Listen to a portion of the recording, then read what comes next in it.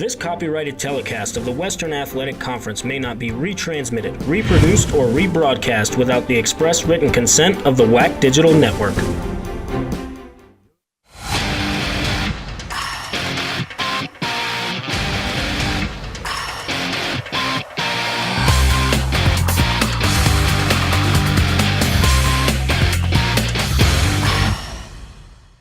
Big time talent right here.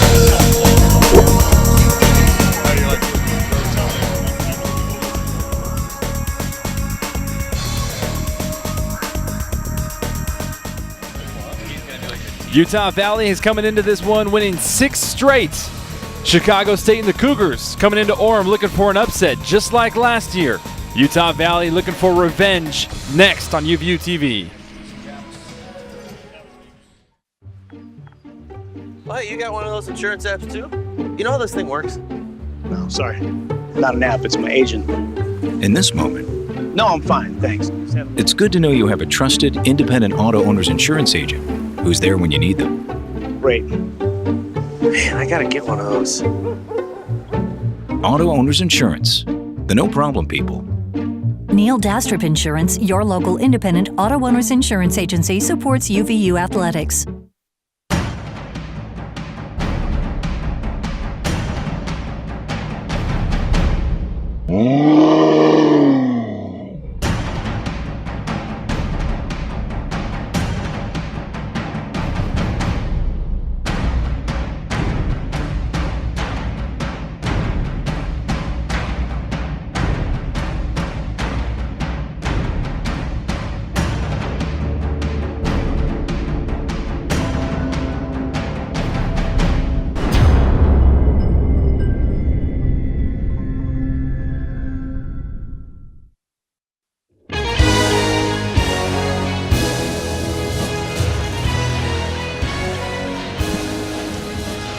You're looking live at the UCCU Center on the campus of Utah Valley University for tonight's WAC matchup between the visiting Chicago State Cougars and your Utah Valley Wolverines. Alongside Holton Hunsaker, I'm Brandon Crow, thanking you for letting us be a part of your evening here on the WAC Sports Digital Network, as well as UVU TV, Apple TV, and Roku TV as well. Tonight, Utah Valley would look to defend their 6-game win streak to make it 7 against a tough, pesky Chicago State team. We're going to take a look at some key players for both squads. Starting with Chicago State, Fred Sims and Deontay Simmons Holton have been doing a lot of work offensively for these two teams. Yeah, especially Fred Sims. He likes to get himself going from the outside. He's averaging over 8 3-point attempts per ball game in WAC play, and then Deontay Simmons, really feeds off of Fred Sims' drives to the baskets. Taking a look at the home squad, no strange faces here, all familiar with Jake Toolson, Kenneth Dogby, 2 of Utah Valley's 6 players averaging double figures. Yeah, Jake and Kenneth really lead this team along with Brandon Randolph. Most of the offense flows through these guys, and when they're hitting shots and their confidence, that's what kind of picks up the rest of the team as well. Keys to the victory for both of the teams center around a very similar topic with turnovers. For Chicago State, they need to force turnovers, drive to the lane, and hopefully get the big guys in trouble for Utah Valley. And that's going to be really their only means of survival in this game. UVU just has so much firepower, so you're going to see so many different defenses thrown at them. For Utah Valley, they need to limit their own turnovers and crash the boards, making Chicago State earn everything they got. Which in both of those categories, they've done a great job against UMKC, against Bakersfield. They took care of the basketball, and they only averaged gave up one offensive rebound last game against UMKC. Well, Chicago State came into the UCCU Center last year and upset Utah Valley. Utah Valley looking for some home court revenge. And tip-off the starting lineups next, right here on UVU TV.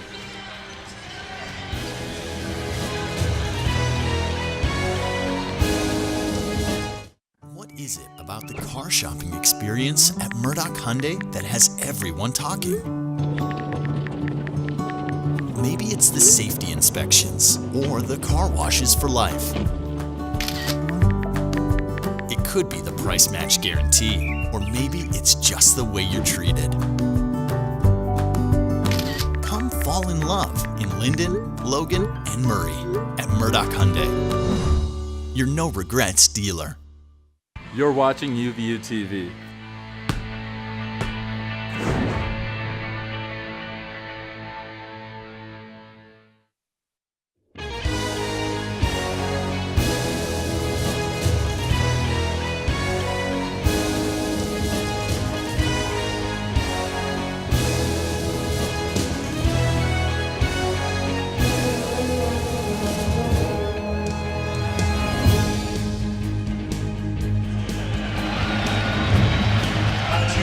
Utah Valley's starting lineups being announced right now. Akolda Manyang, Jake Toolson, Connor Toolson, Kenneth Dogby, and a different starter you see right there. All smiles for number 10 in the white and green.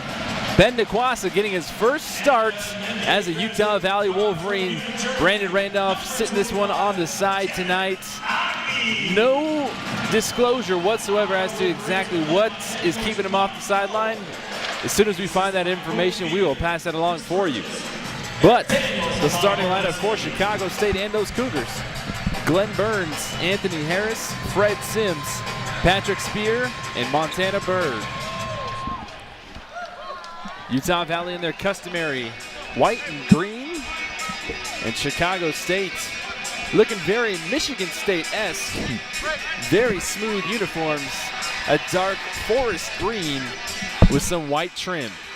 Willie the Wolverine banging the drums, getting these Wolverine fans in the UCCU Center nice and loud and ready to go for the tip-off. Again, Brandon Crow alongside Holton Hunsaker. Thanking you for letting us be a part of your evening here on the WAC Sports Digital Network, on UVU TV, on Apple TV, and our friends joining us on Roku TV as well. As we mentioned before, Utah Valley comes into this game with a 6-game win streak, looking to make it 7 tonight. Chicago State came in here almost a year ago to this day, and they upset Utah Valley. Utah Valley looking for some revenge, especially for those players who were on that team last year. Yeah, and the way that they came out and won that game last year was with a variety of different presses that they've thrown at them. And seeing Ben Nikwasa starting tonight, they're going to try and test him early.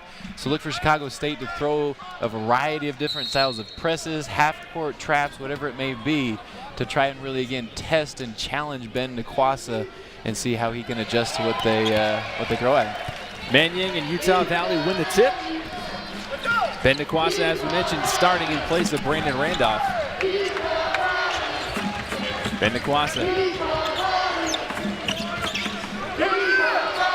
getting it down low to Akolda Manyang, who sat out last game as well. Akolda Manyang, or should we say Kareem, with the baby skyhook, getting things started for the Wolverines. Yeah, I was really surprised that no double team came. He even took a few bounces, and really great job of just being patient to let that lane develop. And as you can see, if he gets into that right hook, no one in the gym can contest it. Akolda Manyang looks a little bit more fresh than we've seen him before, sitting out a couple games, trying to recover from an ankle-foot injury. 5 seconds on the shot clock for Chicago State. A deep three rims off on Akolda Manyang. 2 points and a rebound. Ben Nikwasa now passing the timeline. Connor Toolson now for Utah Valley. Akolda Manyang calling for the ball every possession. He looks like he is determined. Oh my goodness! Akolda Manyang. Talk about making a statement and letting everybody in the gym know that you're here and your foot is just fine. I think there's any questions by coaching staff or anyone listening about AK's foot, I think that answered that question. Absolutely. We'll see if there's any more of that in store later on tonight. Utah Valley out to a quick 4-0 lead. Nice drive in the lane. Jake Toolson trying to come away with it. Chicago State rebound. Lost off of Utah Valley. Glenn Burns showing off those guns. 6'3" senior out of West Memphis, Arkansas. So he did well to win that one back for the Cougars.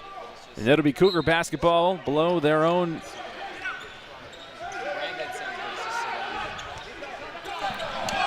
Kenneth Ogby almost comes away with the turnover, tipped out of play. So another throw-in for Chicago State.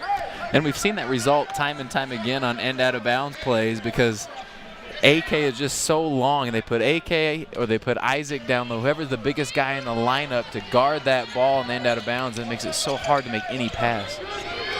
Burns to Spear. Spear on the floor. Back out to Burns. Solid defense for Utah Valley. The big man gets a steal and then turns it right back over. Akolda Manyang doing everything he can on all facets of the floor. Referees are going to discuss something. They're going to call. I believe they're just going to try to get reset the shot clock on that block. I don't think the ball ever hit the rim as AK threw that one back to the sideline, and they're going to reset the shot clock to 24. Good call. That's why they pay you the big bucks, Holden. Nice inlet pass to Spears. So he gets the Cougars on board. 4-2 Utah Valley lead. Ben DeQuasta, Jake Toolson getting some heavy pressure. Jake Toolson with the lane finds Kenneth Dogby in the corner for 3. Kenneth Dogby, one of those key players to watch tonight for Utah Valley, averaging double figures. Last 3 home games, his first 3 shots have been made 3-pointers. So when he makes those long distance connections, that's when he is productive. Nice jump shot just inside the 3-point line, Fred Sims. Yeah, we mentioned pregame that so much of the offense comes from him, either offensive rebounds off of his missed shots. Connor Toolson for 3.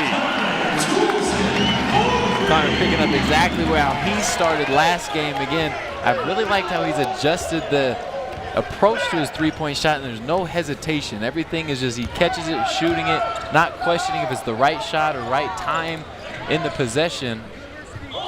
And he's had terrific results and percentages as of late. Burns coming off the screen, stumbles a bit, finds himself wide open in the elbow. And Utah Valley coaches breathe a sigh of relief. I believe that was missed defense by Ben DeQuasta. Akolda Manyang with the quick rebound, put back, misses, but he gets fouled in the process. That foul will go against Anthony Harris. That'll be his first. 16:24 left to play in the first half. Utah Valley on top, 7-4. Brandon Crow, Holden Hunsaker joining you here on the WAC Sports Digital Network, UVU TV. And Akolda Manyang sinks his first free throw. I think that was a great point that you mentioned with this AK just being fresh out there. He looks well rested, and what a time to get that break and rest as your team has gone, undefeated now in WAC play, and get him back. It's a lift for everybody else, and he coming out with the start he has to feel great about his game. And it's a good sign for Utah Valley knowing that they have other players on the bench who can rest as well, knowing that AK is full and healthy. 15 on the shot clock. Time winding down. Burns splits the defense, loses the ball, gets it back. 8 on the clock. 6, 5, 4. Chicago State got to put a desperation heave up. Ooh, almost made that one from Champaign. Ben DeQuasta with the rebound, passes the logo for Utah Valley. 94, Wolverines on top.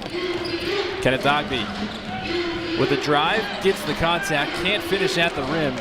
And here comes Fred Sims and the Cougars. Quick transition pull-up 3-point shot, missed. Akolda Manyang with his second rebound. And similar stories in the UMKC game. You can only see one green jersey go after that offensive rebound on that last possession, as the Wolverines just rebound defensively so well. As we get another long 3 from Jake Toolson and a quick timeout by Coach Dilden. Jake Toolson, when he gets going from distance, it's hard to stop him. We'll take a quick break. Utah Valley on top, 12-4.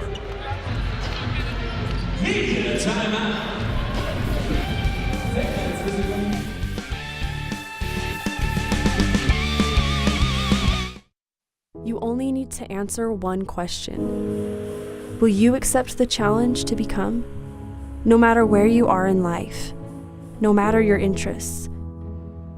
From innovative exercise science, outdoor recreation, to STEM programs, there's a place for you at Utah Valley University. A place to engage, to rise, to succeed, to become.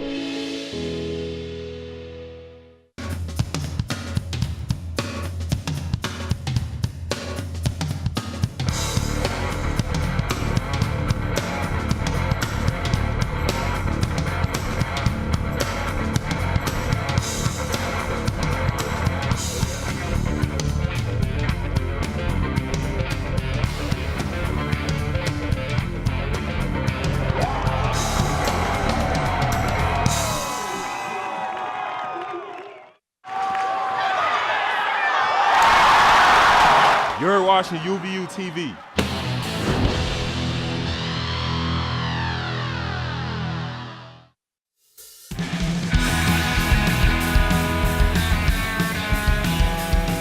Utah Valley on top 12-4 at the first media timeout. 5:12 left to play in the first half. Brandon Crow alongside Holton Hunsaker thanking you for letting us be a part of your evening here on UVU TV and the WAC Sports Digital Network. And we also want to say hello to our friends joining us on Apple TV and Roku TV as well. It's a brand new platform that the conference has unleashed this basketball season. And it's awesome to be able to view your favorite WAC team no matter where you are.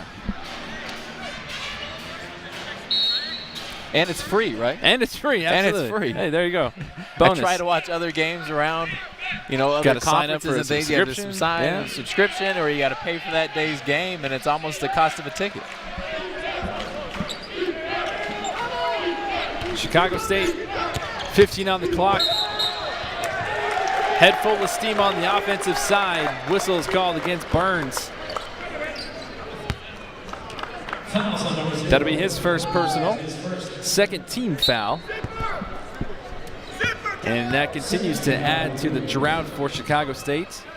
Last 2.5 minutes, no offensive buckets. Bendequasa gets fouled. Away from the ball, Montana Bird, the guilty party. And again, as we had mentioned before, they're going to try and test and challenge Bendequasa and his decision-making.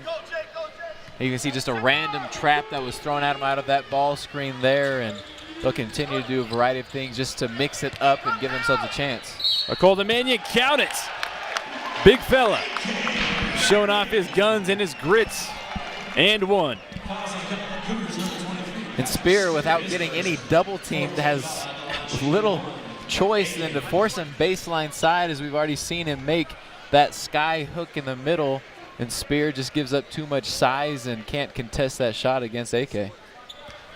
Manyang looking like he's grimacing just a little bit, holding that right knee. He makes the third free throw of the night. He continues his perfection streak at the charity stripe. That'll be interesting to note going forward. See how that affects him. He looks fine going out to the top of the key. Altered that shot by Burns and rebound by Kenneth Ogby. Here comes Utah Valley. Kick out to Bendequasa, who gets caught traveling. And Corey Calvert's going to come in, and we'll see if he and Jarrell DeBerry come in for Bendequasa at all. Jake Toolson steps out, and Bendequasa will step out as well. You can see kind of the short leash that Coach Pope's going to keep on Ben, and not only challenge him, how is he going to re-enter the ball game, but he wants to limit turnovers. It's something that the Wolverines have been plagued with this season, and something that they emphasize in the locker room. Nice drive into the key, can't finish at the rim. Now Connor Toolson for Utah Valley. Connor Toolson gives way to Corey Calvert. Jarrell DeBerry, that's his favorite spot. A little too strong on that one, but we all know that won't stop him from shooting those. 25 on the clock. Another runner. Chicago State, this one tipped out. Great hustle there by Anthony Harris to keep that possession alive, and you can kind of see that they're a little slow getting into their actions as Fred Sims pulls up from the top of the key and able to get that one to fall. 15-7, Utah Valley still on top. Jarrell DeBerry. Connor Toolson. Akolda Manyang now getting double teamed, triple teamed almost. Jarrell DeBerry receives it and finishes at the rack. Nice composure in the post by AK. He always has his head on his swivel, always has his head up looking for other guys, not just looking for his own move and opportunity to get a basket around the rim. Montana Bird. Spear with a left-handed jump shot. That's a nice looking jump shot. That was a beautiful stroke by Spear there. Now we see why Coach Pope has AK so out on the perimeter, as usually we're used to him guarding non-shooters as most centers are, and he gets the opportunity to stay in the post. Connor Toolson with the hesitation head fake in the left-handed finish. Utah Valley now on top 19-9. There's a semi-frantic pace to this game so far, but yeah, you look up at the scoreboard, Utah Valley has a comfortable lead right now by 10, but Coach Pope knows that they can't open the door to let Chicago State come back in, as that three-pointer is missed. Nice rebound by Spears and a kick out and a reset. Burns. And that's a great point. With a team that's 2-17 on the season, you don't want to give them life. You don't want to make them feel like they have an opportunity in this game as Spear gets fouled on that offensive rebound. We'll see who the foul is officially called before we head to commercial break. That'll go against Connor Toolson. Connor Toolson gets caught with his hand in the cookie jar and the foul. It'll be Chicago State basketball when we return. 19-9, Utah Valley on top.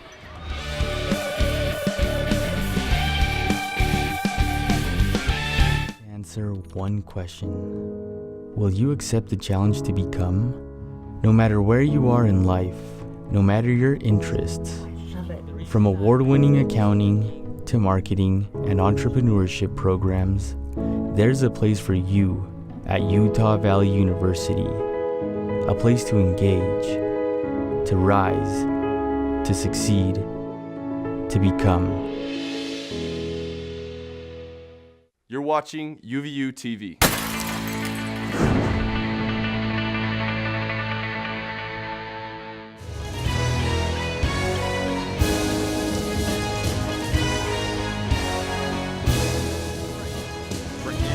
Alongside Holton Hunsaker, thanking you for letting us join your night on the WAC Sports Digital Network, on Roku TV, Apple TV, and as well as our good and trusty friends at UVU TV in the local area.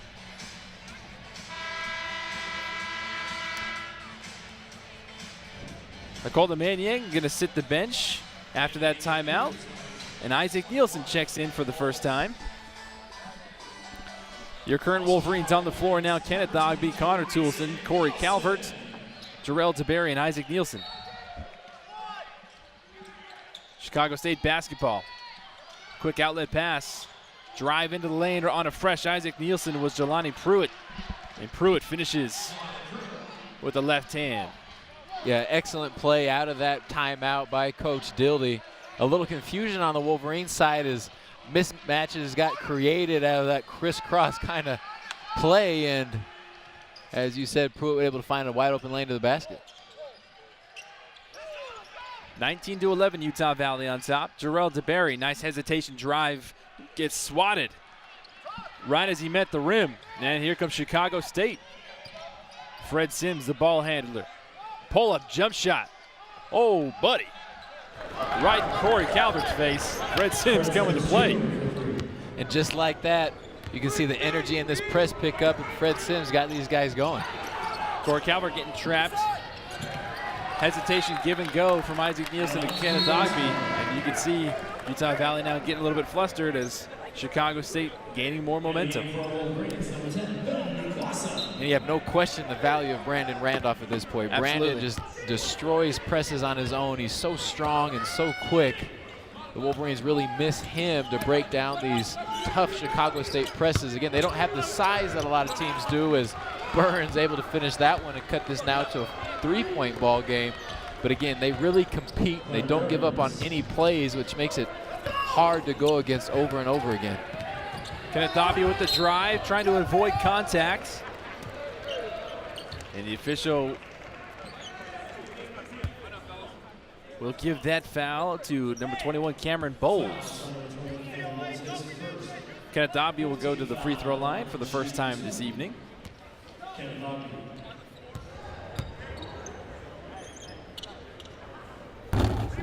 And KO misses that one. I haven't seen one of those in a while where that ball was 3/4 of the way in and just caught enough of that back rim to spit back out.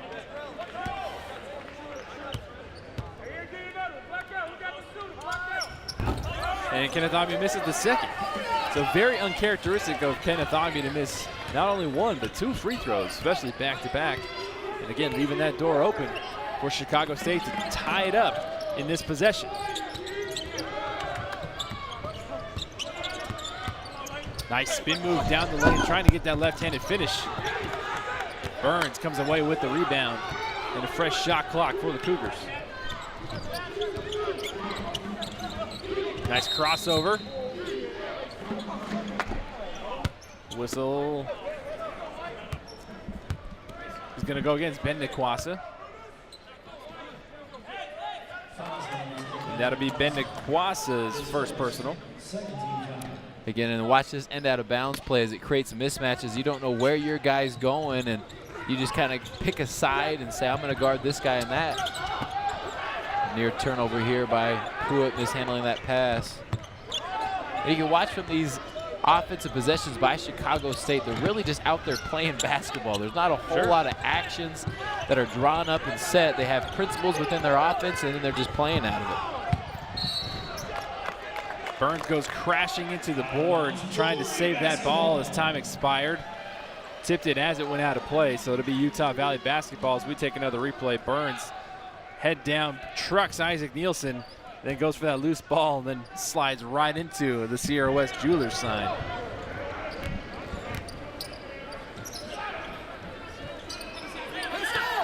Benaqua's spot-up jumper, rims off, and rebounded by Burns.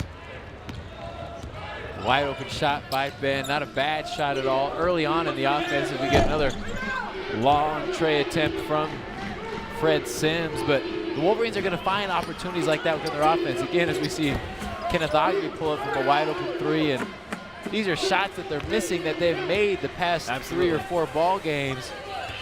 And so those that are watching may think it's too early in the shot clock. They can continue to work and get a better shot. Well, these are baskets the Wolverines make consistently.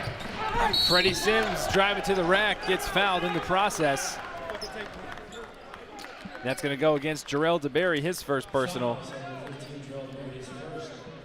Freddie Sims going up, clearly gets hit on the way by DeBerry.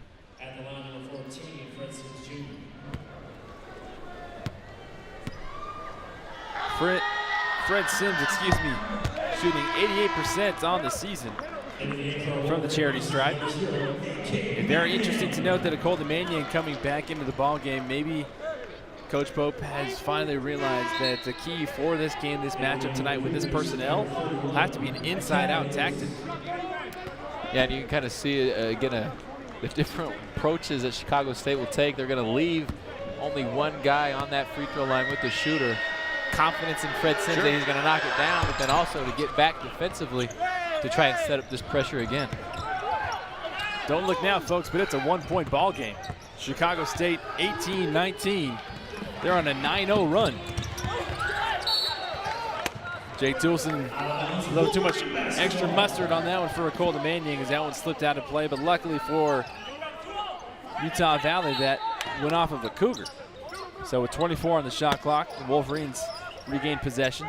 Jarrell DeBerry quickly gets it back to Manyang. Manyang misses the floater, and Chicago State with an opportunity to take the lead for the first time in this ballgame. Yeah, and that time, Chicago State did a good job not giving up great position. And offensive foul is the call.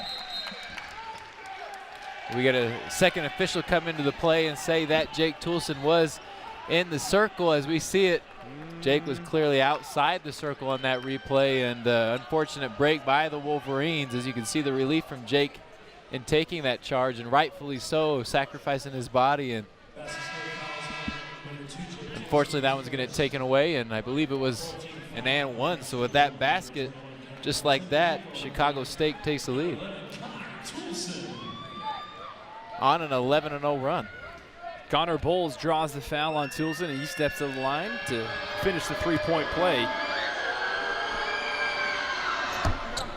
Bowles misses. Utah Valley behind a stunned crowd, if you will, so far this evening. Kenneth Ogby trying to create some space. Jake Toolson now in low to Akolda Manyang, who's fouled by Cameron Bowles. And I just love the way that Chicago State just continues to compete. You look out there and you're like, how are these guys just take the lead against the Wolverines? They give up size, they give up athleticism, but they always compete. They're always fighting. And again, I mentioned before, they play the entire possession, don't give up on anything, and they've got shooters. And when you can shoot the basketball, you can play with anybody if you work to get open shots. Kanatabi trapped in the corner, trying to force one to Akolda Manyang. Gets tipped out of play. Chicago State really disturbing Utah Valley's offensive scheme right now. 15 on the shot clock, 8:17 to play in the first half. Jake Toolson finds himself wide open. He's going to take it. Jake Toolson with his second three-pointer in this first half. Utah Valley regains the lead and breaks the 11-0 run by Chicago State. Nice couple of ball fakes by Jake on that possession to move the zone that Chicago State went to out of that out of bounds play. Bird back towards the hoop. And a travel is called just in front of the Utah Valley bench on Ken Odiase. So Utah Valley can breathe a sigh of relief for at least a couple minutes. They regain the lead, 22-20 from the UCCU Center. We'll be right back after this.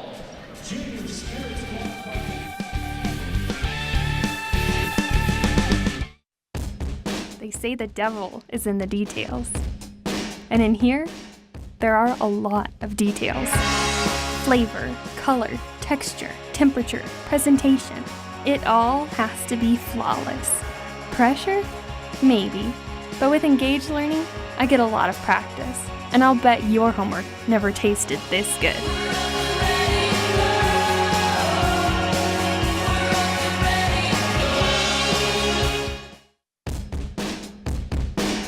People talk about life after college, entering the real world. But this is engaged learning. I'm not just reading about it or watching someone else do it. I'm learning by doing. I'm at UVU. I'm in the real world every day.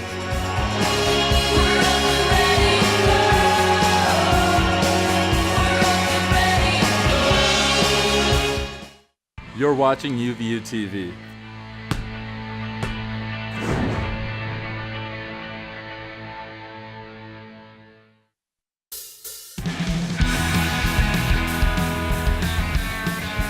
The Wolverines looking a bit confused as he gets up off the court.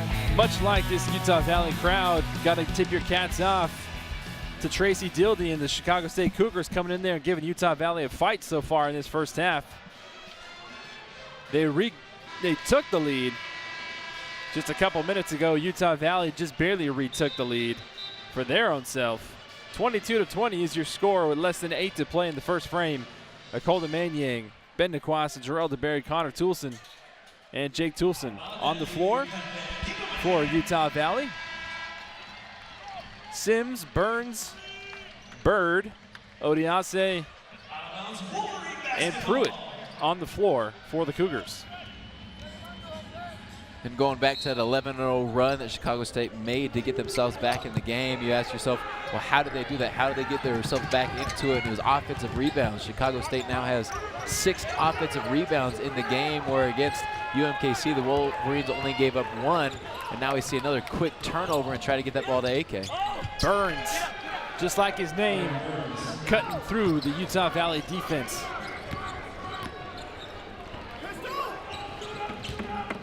Ben Niquassa with the drive. Offensive foul. That goes the opposite way. That'll be Niquassa's second. And Ben's not necessarily doing anything wrong. It's so hard to play against these different types of defenses, and you see that Chicago State has started to switch everything. It kind of looks like a 2-3 zone that extends out to you got to guard the guy in your area. And Ben has seen gaps, he's seen open shots, and it's hard to make decisions against those because you want to stay aggressive. But again, it just kind of went against him in this first half. All tied up at 2s. 7:13 to play in the first half. Bird now with the ball. A big mismatch physically. And I believe a travel will be called against Odiase. Utah Valley defense getting bailed out on that one. But Chicago State very relentless with the pressure. Jake Toolson finds a lane, sees it, there's a lob. Akolda Manyang cradles, shows off his soft touch with a reverse layup. And great decision by AK. Didn't have his legs underneath him as he had two Chicago State defenders kind of leaning on him, not letting him go up to slam that one down, and just caught the pass and finished it. Big kick out in the corner, right in front of Utah Valley bench. Missed by Pruitt, rebounded by Toolson. Here comes Utah Valley. Corey Calvert, seen some big minutes since becoming healthy just a couple weeks ago. Somebody Coach Pope has been able to trust. Jarrell DeBerry gets fouled in the act of cutting through the lane. That'll go against Ken Odiase. That'll be his first personal.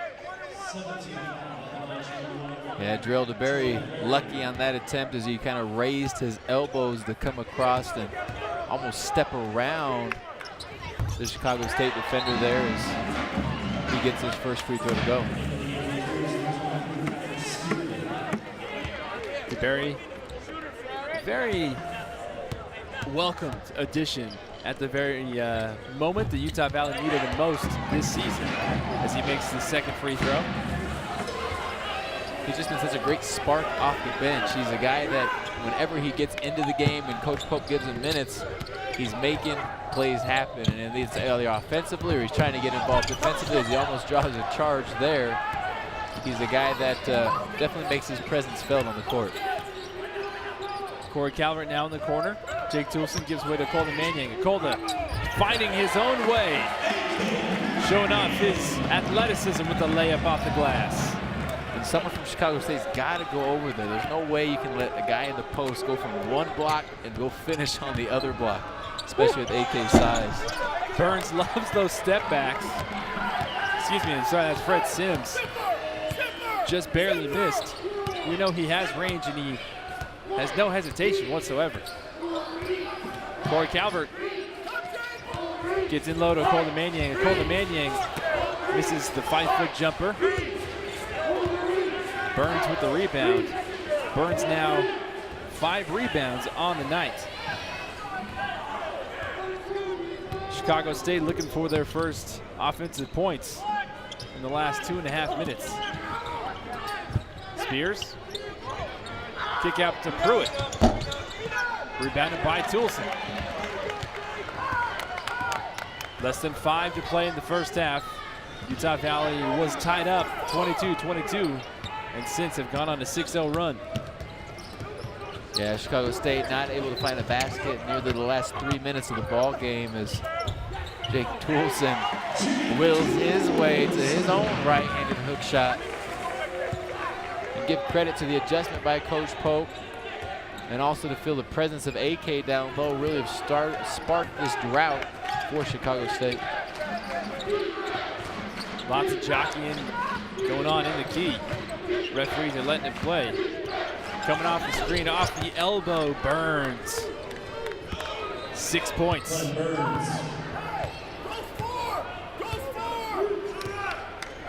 4:10 to play in the first half. 30-24, Utah Valley on top. Corey Calvert spun up three-pointer. Akolda Manyang trying to get the board, gets fouled in the process, almost takes out an official. He's looking for some help. Connor Toolson gives it to him. And that's going to go, I believe, against Jelani Pruitt. So Akolda Manyang will step to the line to try and tack on 2 more to his already impressive 13 points when we return right after this here on UVU TV.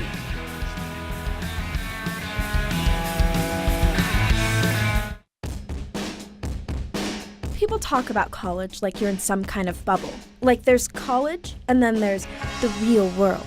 Hey, this is UVU. You're not just reading about it or watching someone else do it. This is engaged learning.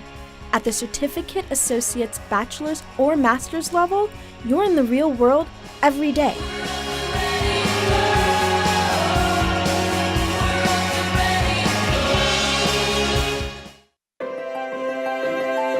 There is so much to celebrate in life, from the smallest of hands to the victories of youth, and precious occasions with family and friends, sharing unforgettable moments. Continue accomplishing your goals and celebrate success at Utah Valley University. Apply by August 1st for fall semester. You're watching UVU TV.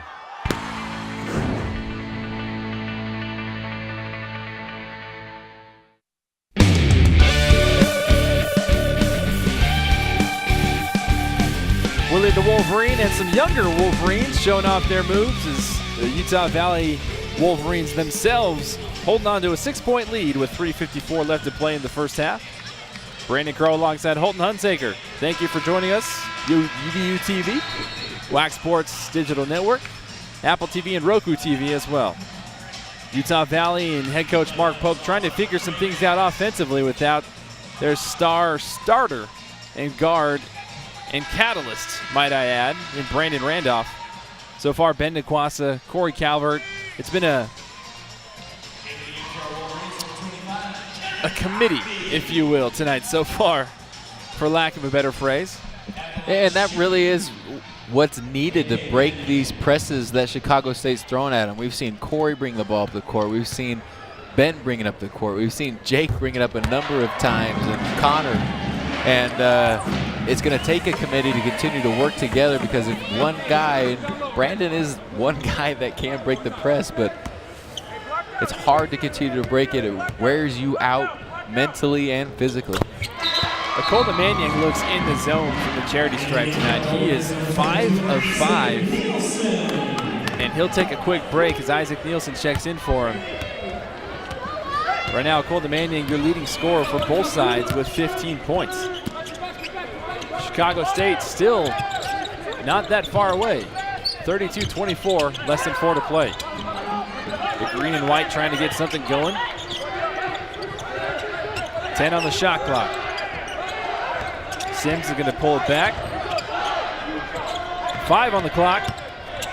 Bird floats it in as time expires.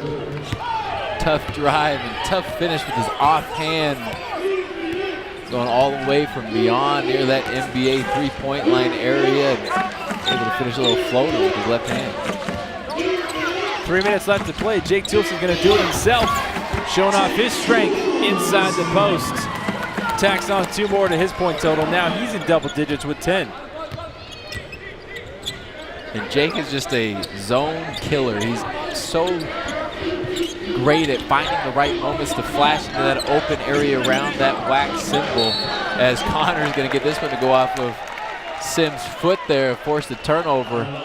But watch Jake work this next possession. He's working the baseline. He comes out on the perimeter when he needs to get a catch to help the guards out. But when he catches that ball in the high post area, the Wolverines basically get what they want out of the zone in the offense. Toolson now to Toolson. Second cousin connection gives way to Corey Calvert and Kenneth Dogby. Connor Toolson drives baseline, going up for it, finds it. And Utah Valley has not had a comfortable 10-point lead for quite some time. Chicago State came all the way back and went up by 1. Akolda Manyang going to check back in. There's a three-pointer in the corner. Corey Calvert catches. 2 minutes to play. Utah Valley possession.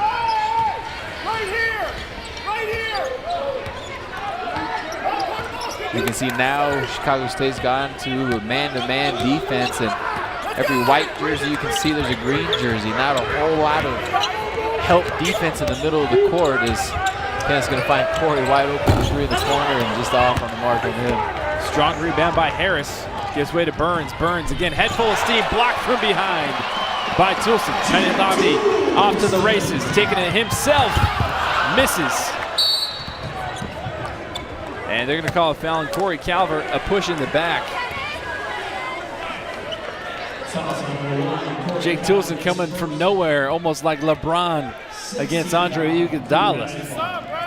Kenneth Dogby just barely missed that layup, and Corey Calvert got a body hip check.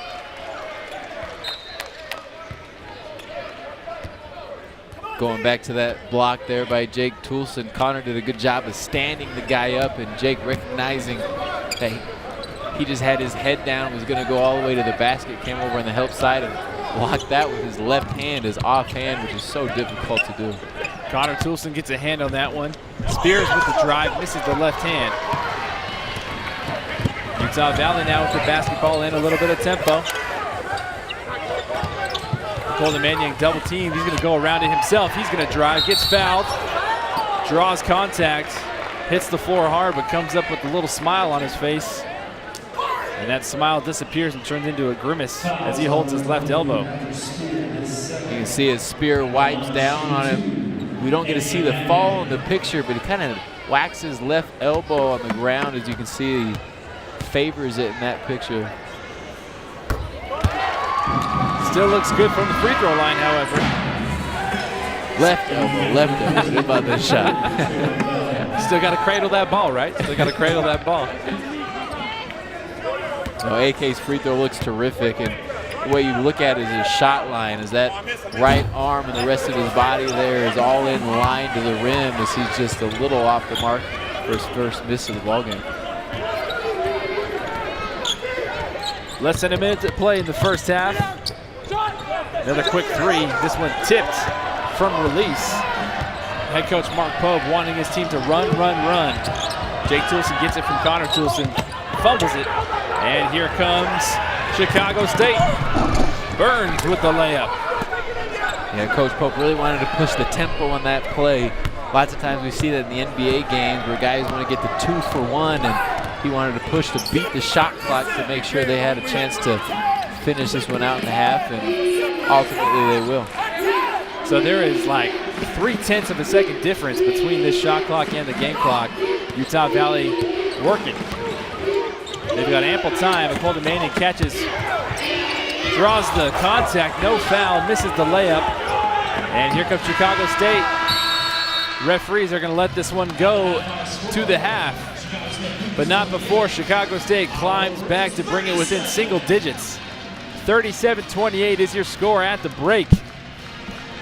A back and forth wild contest through that first 20 minutes. We'll take a step away, real quick, gather our thoughts, try and process what we just saw, but we'll be right back with more right here on UVU TV.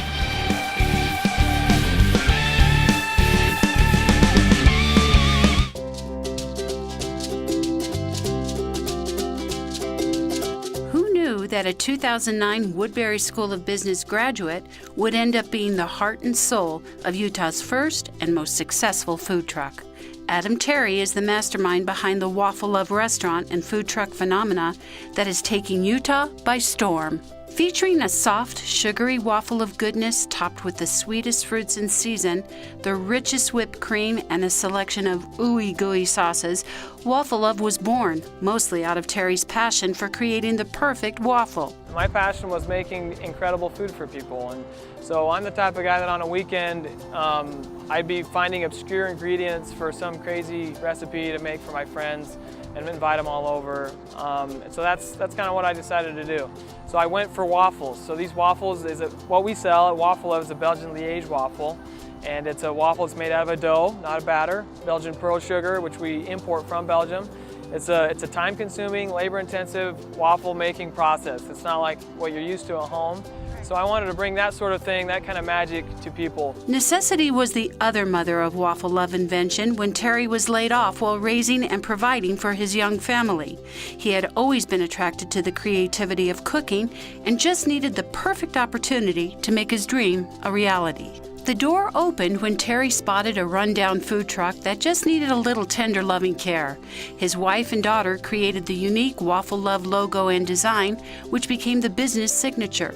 Waffle Love's first day in business yielded just 13 waffle sales, but thanks to his wife leading a viral social media movement, Waffle Love became wildly popular. There was no food trucks in Utah County at the time, right? And so I decided I was going to do a Belgian Liège waffle food truck. It was going to be the best waffle that people had ever had. I went to work perfecting the recipe and making it perfect. I think it was like my 15th try with my family. You know, they're probably all sorts of sick and tired of my waffles. and I finally nailed it. So that was an awesome moment. Once I got that down, I ordered the waffle irons from Belgium, and I was all in. What advice does Terry have for future Woodbury entrepreneurs? Follow your heart and do what you know you're passionate about. Then go for it. It was great to learn all the different aspects of business. I learned a lot of things that helped me see a business from the big picture. Terry's success story and passion for providing delicious foods certainly won't end with Waffle Love, and he promises there are more scrumptious adventures ahead. To find out when Waffle Love will be visiting a neighborhood near you, follow them on Facebook or Instagram. For more information on Woodbury's entrepreneurship program, visit www.uvu.edu/Woodbury.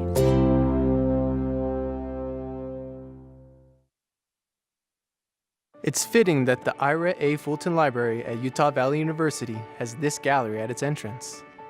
This award-winning artwork is called Roots of Knowledge. It's largely reflective of the UVU approach to education, engaged, serious, and inclusive.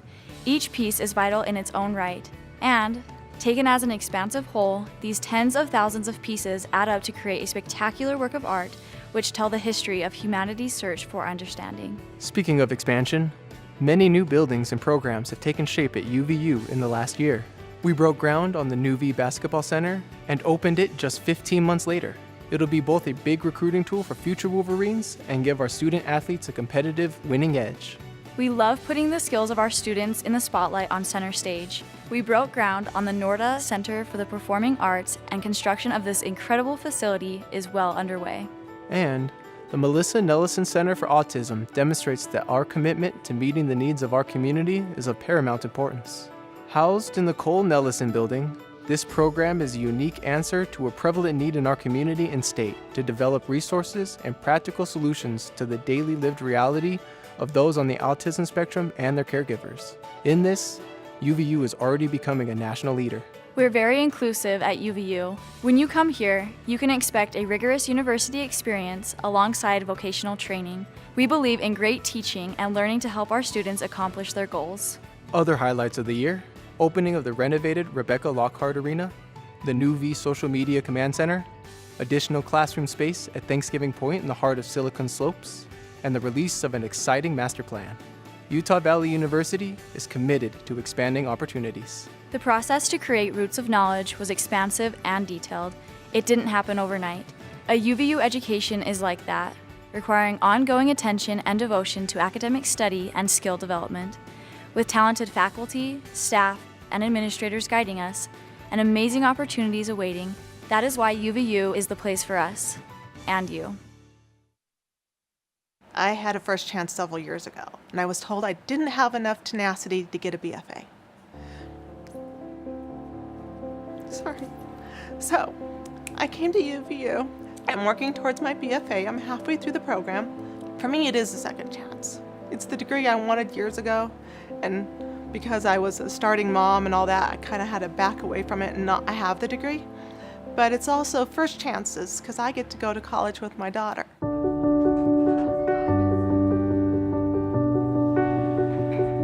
I'm assistant designer. That means I help Nancy Cannon and Carla Summers. I make a drawing, a sketch basically, preliminary, and then they tell me what they do and don't like, and then I modify it and resketch it and redraw it. And then when it gets to the final rendering, then it's colored in, and then that's used as an example of what we want the finished piece to look like.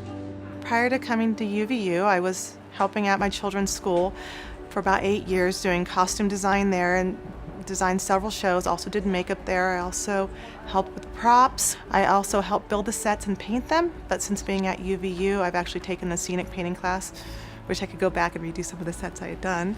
I came here expecting to have some fun for one summer working as a stitcher, and then discovered it had a BFA program that was just starting that very next semester. It was brand new. So it was a way to go back and do what I had wanted to do 20 years prior. So it selected me. When looking at my professors and looking at my teachers and my colleagues here and my bosses, the overall experience is one of inclusion and trying to advance you both personally, education-wise, and in your future where you're gonna go. One of the important goals about working for Sundance and seeing where my future might go, is a lot of people, when they look at Utah theater and Utah movies and all that stuff, they think of the Sundance Film Festival. It's well known throughout the world what that festival is, and it attaches you to it, and so it gives your work here a credibility. I think the most payoff when doing a show is not only do you get to see your work, you get to see your coworkers' work, and you get to see it, because when you're making it, you see one piece at a time. You focus on one piece for this day, or you focus on 4 pieces for this day. But you get to see the whole thing as a spectacular, radiant, bright-colored set on stage, with the costumes going, with the lights going, with sparkles and glitter, and then you have music, and you just watch everybody for a little bit forget what's happening in their life, and they're just happy.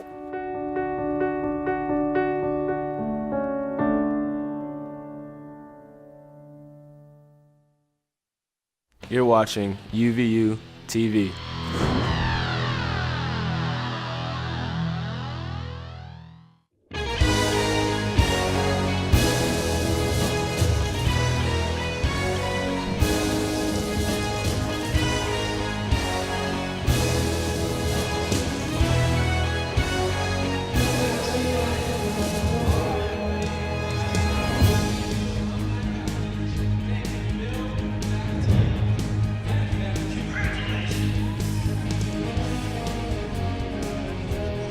All right, at halftime, Utah Valley is on top 37-28, but they finished the first half, Holton, with no offensive points in the last 2.5 minutes. And you have to tip your hats off to Chicago State and Coach Tracy Dildy. They came out and they did exactly what the keys to the game were. They were trying to get into the lane to try and get the big guys in foul trouble. Necessarily that didn't work per se, but their pressure defense and trying to get into Utah Valley's heads early did work. And they were down by 10 at one point. They came all the way back to get up by 2. And we're going to take a quick look at some of the first half highlights, brought to you by our fantastic crew behind the scenes. Akolda Manyang getting things started with a big monstrous dunk. A couple perimeter shots for Utah Valley. But Ben Nequasa with the offensive foul proved to be a little bit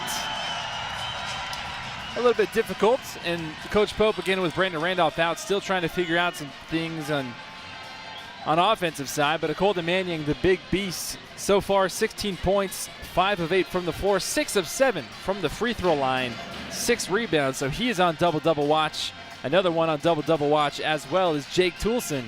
Jake Toolson, 10 points, 4 rebounds, and 3 assists. So he has a potential to finish the night with a triple-double.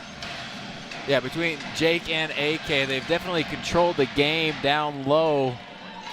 And as you mentioned, Ben Nequasa, and it's also been Corey Calvert on the perimeter, kind of really controlling this thing offensively for the Wolverines, because they've had to break down numerous zones and different presses. And in my opinion, they've done a great job doing it. So if you're both coaches at halftime, we'll start with your good pal Tracy Dildy for Chicago State. What are you telling your squad right now? Keep attacking, keep fighting. You mentioned that one of the keys to the game was to get to the rim. They only shot 3 free throws that first half, but they put pressure on the Wolverine big man. They made him guard a variety of different matchups because of it. And for them to get back into this game, they're going to have to make outside shots. With Isaac Nilsson and AK down low, it's so hard to get anything going to the rim.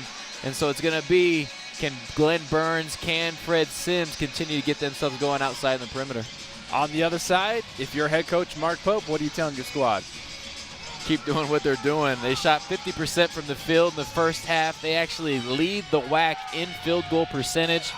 And off of those 13 field goals that they made, 12 of them were assisted. Another statistic that they lead the Western Athletic Conference in is assists per ball game. And again, they're going to look to continue to feed AK, let him be the guy that brings them home. But also look at the perimeter. Look for Connor Toolson and Kenneth Ogby to get their shots going in the second half.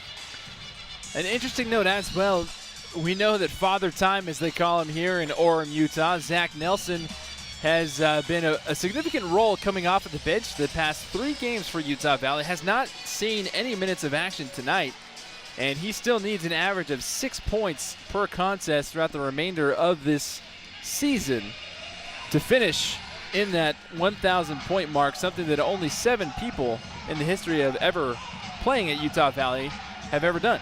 And he also has the opportunity to become the first to score that 1,000 points, have 500 rebounds, and over 200 assists. Zach was one of my teammates during that WAC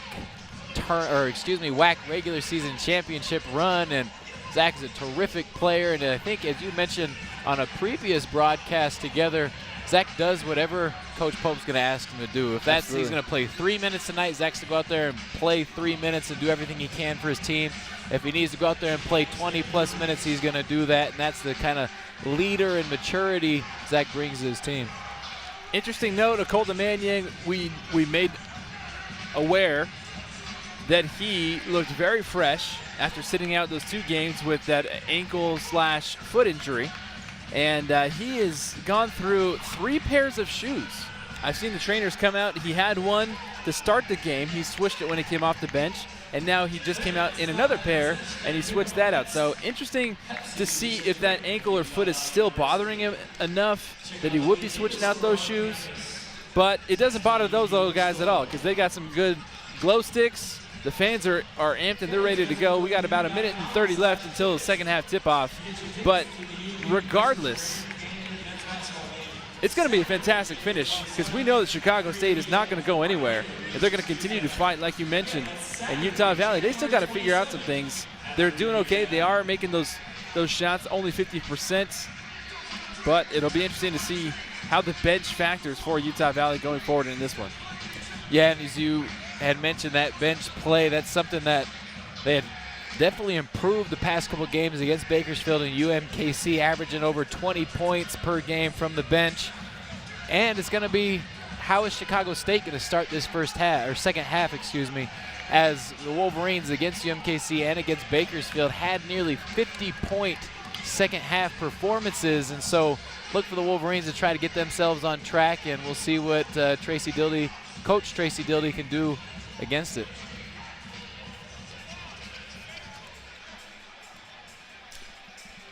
Chicago State Cougars trying to make fans believe the hype as they wear that across their chest with their warm-up uniforms. Mark Pope getting his team fired up, ready to play this second half, trying to find 7 consecutive wins.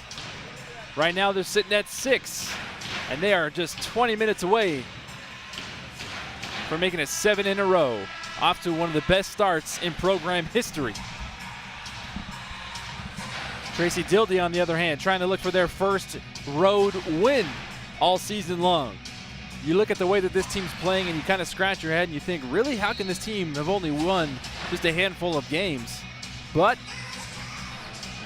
that's the way basketball is. That's why they play the game. That man right there, Glenn Burns for Chicago State, Kenneth Dogby for Utah Valley, clapping their hands. They're both ready to play. And the second half is officially underway. Chicago State starts the final 20 with possession, again, in their forest green Michigan State-esque uniforms. Utah Valley in their home white and green, 16 on the clock. Kenneth Dogby's fired up to get that defensive turnover right out of the gate. Yeah, Anthony Harris just couldn't get control of the basketball and continued to want to go before he just gained control. And that's something players do all the time. They get their mindset made up of what they want to do and forget to bring the basketball with them. I do that sometimes with words, so I can relate just a little bit. Kenneth Dogby going down low to Akolda Manyang, who splits the defense. And he gets fouled yet again. And that'll go against Patrick Spear. That'll be his third personal foul. Spear just doing everything he can, and we see the adjustment Coach Dildy made at halftime as 2 or 3 guys from Chicago State collapsed on AK that possession. They just didn't close the angle. They left enough gap as they came over to double team for him to split between it. Manyang consistent at the free throw line this evening. 8 of 9 from the charity stripe, 18 points total. This could be potentially his career high by the end of this one. Burns. Sims with the crossover, trying to get around Toolson. Pull-up jumper, no good. Rebounded by Jake Toolson. And here comes Utah Valley past the logo. Terrific defense by Connor as he had to guard 3 or 4 moves by Fred Sims. And you can see why Sims gets to so many shots. His release point is so high that it's nearly impossible to contest. Cross-court pass to Ogby. Connor Toolson with the hesitation. Kick out to Ben Nakwasa. Jake Toolson wide open. That's his 3rd three-pointer.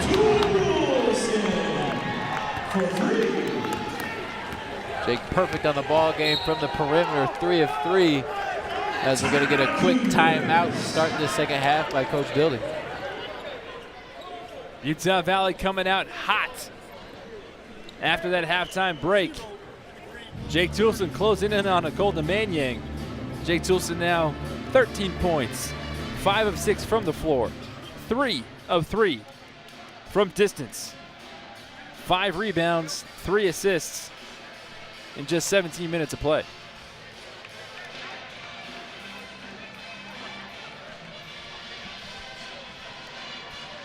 As we see, and as you read off the statistics here, you see that Kenneth Ogby so far this ball game has been held scoreless, but Coach Pope in his post-game interview after UMKC talked about non-stat sheet plays, and watch Kenneth Ogby, how involved he is in the defense, how he moves the ball and unselfishly gets other guys involved.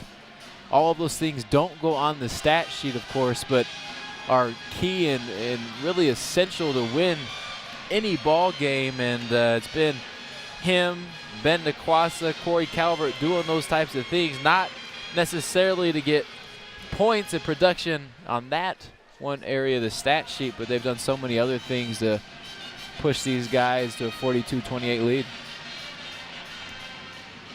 Kenneth Ogby, a player coach, as Coach Pope would put it. A very seasoned player, been around the block, and he is one of the key leaders on this ball club that everybody else looks to for guidance. And when he is going, this team is virtually unstoppable. And Kenneth's the guy that everybody on the team loves to be around. He's the one that they always want to room with on the road. They always want to be around him because he's just such a great person. And you saw in that huddle how he uplifts everybody, sees the game, understands the game so well, and such a great leader for these guys. Interesting to note, you mentioned Zach Nelson and how he will do anything for this team. Kenneth Ogby as well. He averages double figures, and he has no points on the evening. So we'll see how that turns out throughout the remainder of this game. But with 12 on the shot clock, Chicago State, Fred Sims trying to get something going. Tip pass somehow finds its way to Anthony Harris, who gets fouled in the process on the way to the rim. And that'll go against Akolda Manyang. That'll be his first. Probably the furthest Akolda's gone without a foul call. Yeah, he's doing a great job of picking his moments when to go over and try to contest and block shots. And we hear Coach Pope telling him from the sidelines to just jump. There's no need for him to swat balls down low and try to strip guys, because his presence, his length, and athleticism deters so much action around the rim.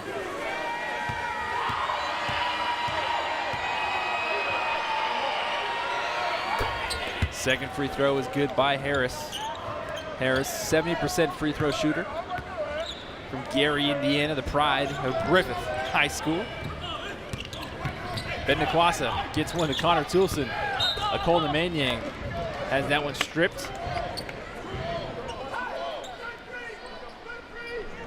20 on the shot clock. Utah Valley will inbound. Connor Toolson with the pull-up trigger finds the bottom of the barrel. Connor Toolson with that three puts him in double digits. The third Utah Valley Wolverine in double figures tonight. And if you're a Toolson, you're perfect from the three-point line tonight, as both guys, Jake being 3 of 3 and Connor now 2 of 2 from the three-point line. 10 seconds on the clock for the Cougars. Burns Now Bird tiptoes a little too much. Terrific hustle there by Connor just to chase Bird off the three-point line, make him do something different rather than just pump fake and try to go to the rim. And that time got him kind of tangled up within his own feet and forced to travel.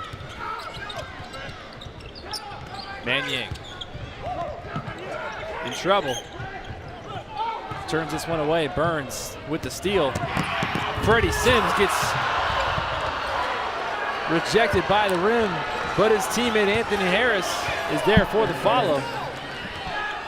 Going back to that turnover by AK there, just in a position where nothing he could do. Just call timeout, make a safe play, kind of regroup, and don't lose that possession or give any type of reason of spark as Ben McQuasey gets a floater to go of his own. That bucket was Ben McQuasey's first.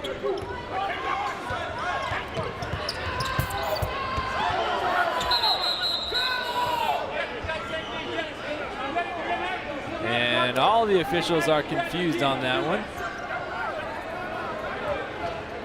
And the officials are going to take a timeout to think about what exactly just happened. And we'll take a break as well. Media timeout. Utah Valley on top. Largest lead of the game, 47-32.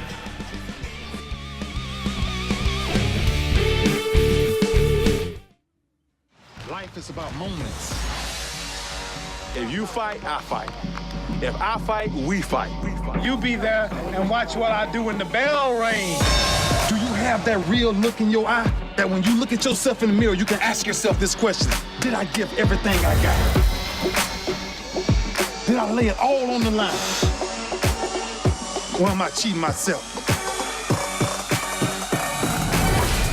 What you say, Quade? All right. See ya!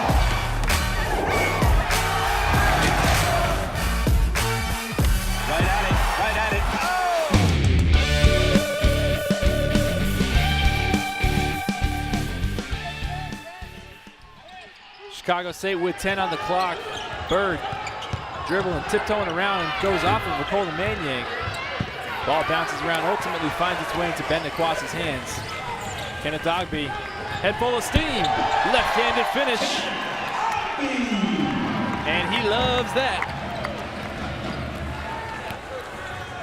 Just one step too long. I thought he was going to throw that one down, as we've seen a couple times this season.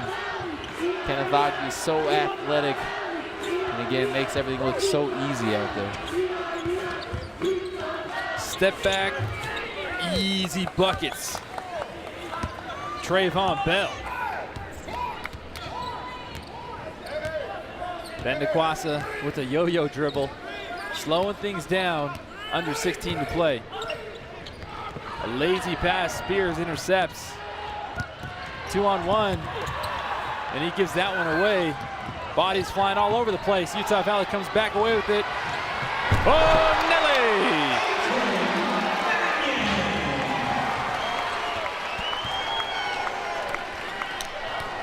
AK Manyang, I can't wait to see the replay on that one, to see the ball above the square. Is first time in a while we've been able to see him let loose on his athleticism.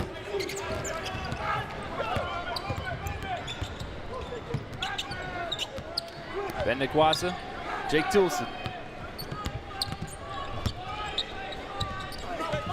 Jake Toolson creating some space. He has the ball get tipped out of his hands.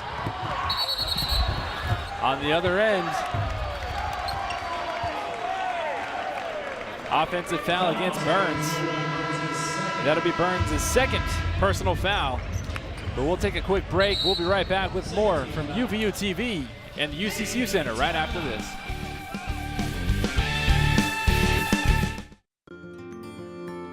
Looking to spend that birthday money, Tyler? I'm just not sure which one to get. Well, they are both pretty cool. But saving some of that money would be pretty cool too. Yep.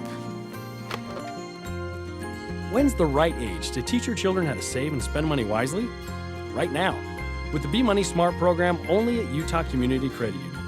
Inspiring smart decisions.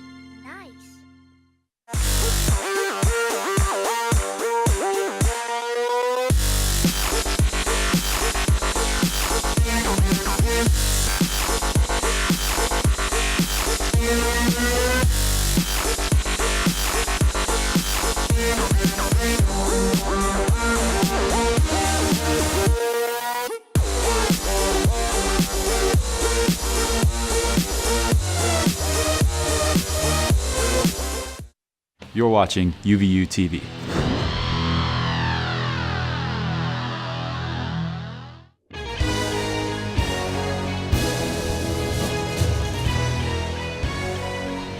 Utah Valley on top big, 51-34. A couple of Akolda Manyang dunks lifting the crowd's spirits. Utah Valley coming out of the second half, gates blazing hot. Willie the Wolverine feeling it as well, getting the crowd extra involved. Utah Valley outscoring Chicago State in the paint 26-16. Points off turnovers, 11 to Chicago State's 8, excuse me. And I would never say that blazing hot's an understatement, but Wolverines haven't missed a shot this half. They're 5 of 5 from the field, 2 of 2 from the three-point line, and 2 of 2 from the free throw line. Tough to compete when the team you're playing against doesn't miss a shot. There's still a lot of ball game left to be played. Yes, we know. We know.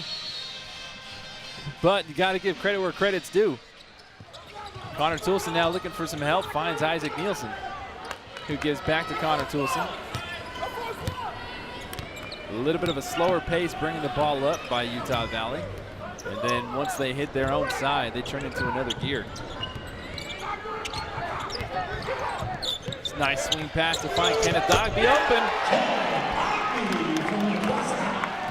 Add that to the totals there. 3 of 3 now from the three-point line. Haven't missed in this half. Bodies skying up all over the place. Finally, Anthony Harris puts it down. Chicago State 36, Utah Valley 54.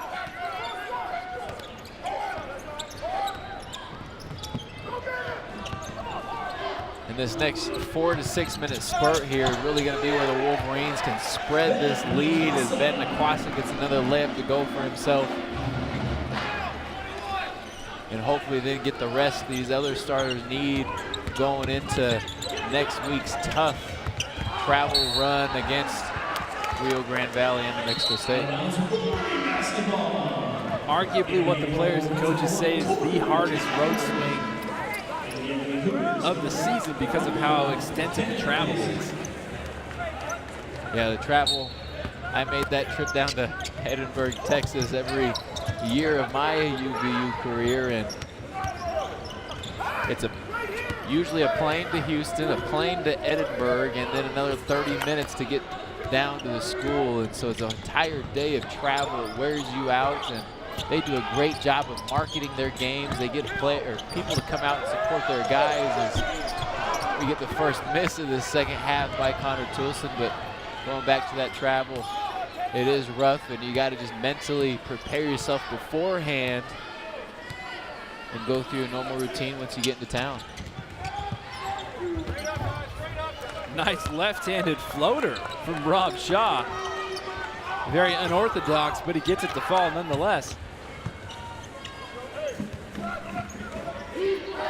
Kenneth Dogby. Rob Shaw, this is his first appearance in tonight's ball game, and a good spark off the bench for Coach Dildy. That's a bad man right there.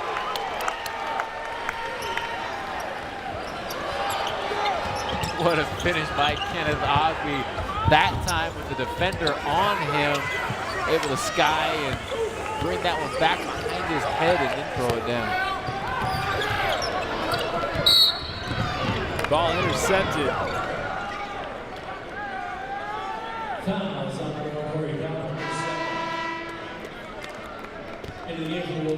I don't know what the German word is for poster, but we better find it quick because that one was absolutely nasty.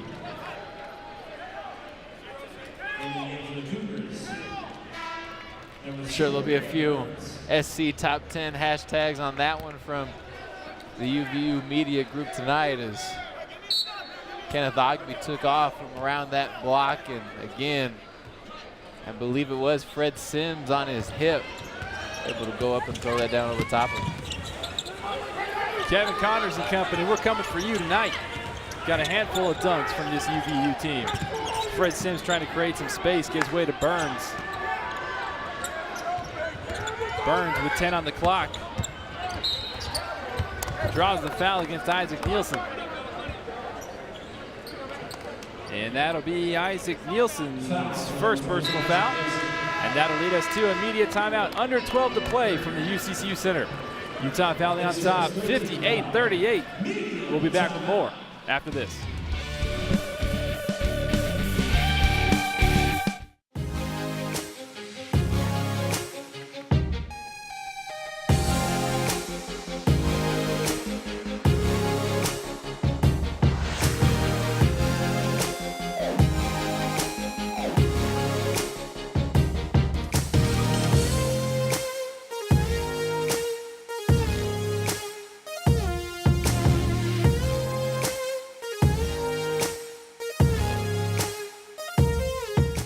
When I was hired as the new coach at UVU, I knew that if we were going to win games, we'd have to have fans in the seats. I'm not much of a marketing guy, but I have some friends that know a thing or two about it. All right, Coach. This is all about face-to-face interaction.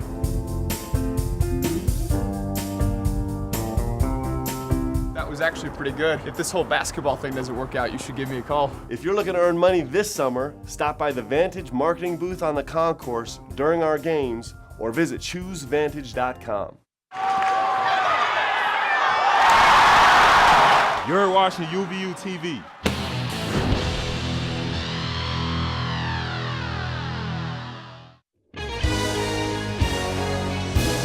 Cameron Bowles says, hey, KO, you can't come to my birthday party.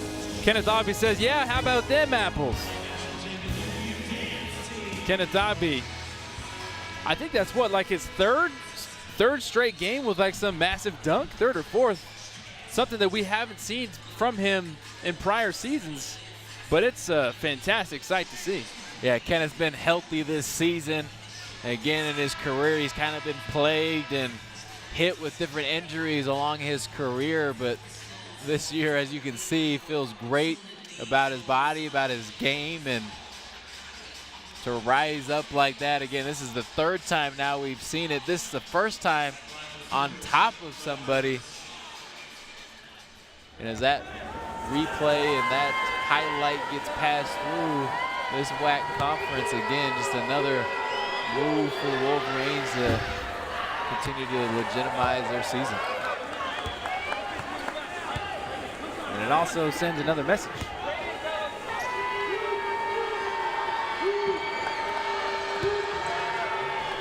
"12 minutes to play. Burns makes the free throw. 80% free throw shooter on the season. 9 points on the evening for the senior. Kenneth Ogby now to Jarrell DeBerry. Jarrell DeBerry with the spin move. Isaac Nielsen can't come away. Now Shaw. That one swatted away, volleyball style by Isaac Nielsen. Jake Toolson with the Euro step gets fouled. Gets blocked in the process. There's a foul. I knew something was going to happen sometime. Jarrell DeBerry will go to the line to shoot. What a block by Isaac Nielsen coming over from the weak side. Saw that drive and play the entire way. And again, when AK was out last game with that foot injury, the UVU Wolverines don't skip a beat with Isaac Nielsen out there. What a luxury to have him coming off the bench. Speaking of, he checks back in. Jarrell DeBerry makes the corrections he needs. Finds the bottom of the net. That'll be his 5th point on the evening. Ben Naquasa steps out for a quick trip.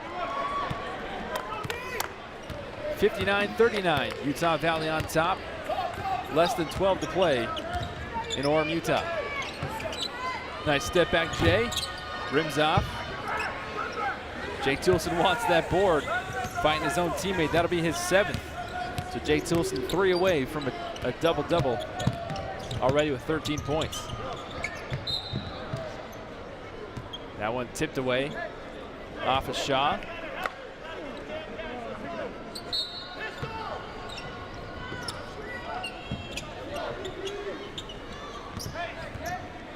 Wolverines with the late shot clock possession here as that ball got tipped out of bounds, and another tipped out of bounds here. That's back-to-back tips by Rob Shaw as he's trying to get after him and give some type of energy to Chicago State.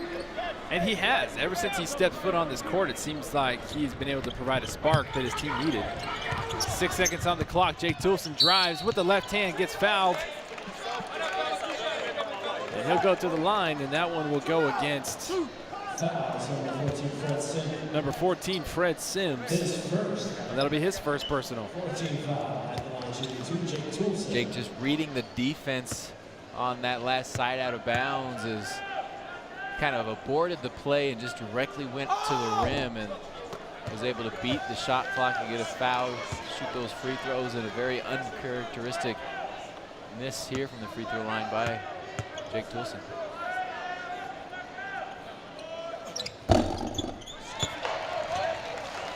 "14 points on the evening from the pride of Gilbert, Arizona and Highland High School. Harris calling for it, gives way to Burns. Now Sims from deep. Rims off. Akolda Manyang skies up for the rebound. Soft Jake Fred Toolson Sims getting go with the reverse to Connor Toolson. Nice vision from JT.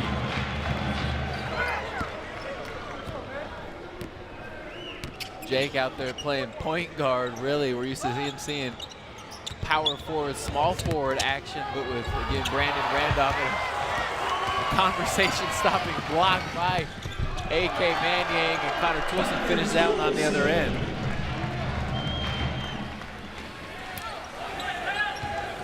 But going back to Jake and his ability just to do about everything on the court, as we're going to get an illegal screen set by number 21, Cameron Bowles for Chicago State.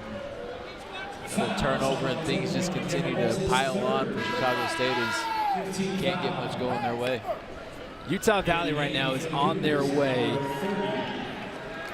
to making this a 30-point game. In the past handful of conference games that they have played so far, they have been able to defeat their opponents by well over 20 points. Now, people on the outside might question whether or not this team is actually this good as Akolda Manyang gets fouled. And sure, they will have a tough task next week in New Mexico, in Edinburgh, like you said. But it's not a fluke to keep winning and to keep playing at such a high caliber rate. Yeah, it'll be interesting to see how the rankings in the conference continue to shake out. Is the bottom half just that much, or excuse me, the upper half that much more superior than the bottom half? But the argument against is this team for real. They played such a tough preseason schedule as AK just misses that one, and no one kind of struggling to get the rebound.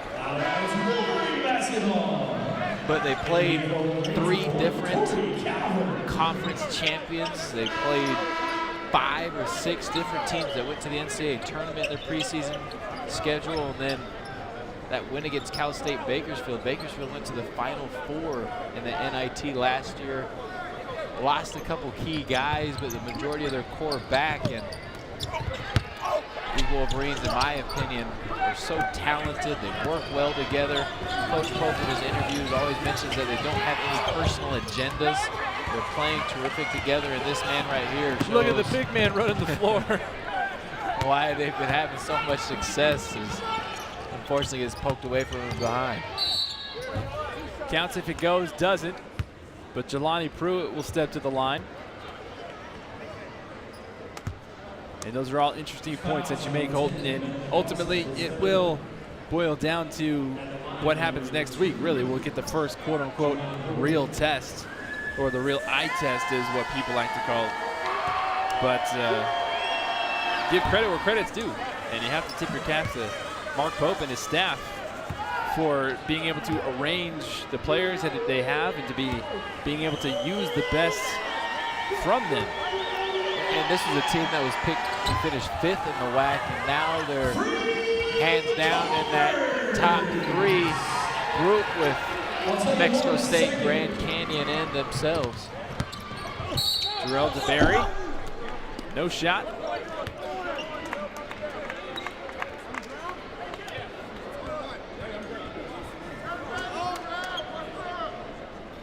(65-39) Utah Valley on top. 9 minutes to play. There's a handful of players that we still haven't seen from this Utah Valley bench as Jarrell DeBerry misses the first shot. This one tipped away by Jake Toolson. Nobody home for Utah Valley, so Chicago State and Burns now in possession.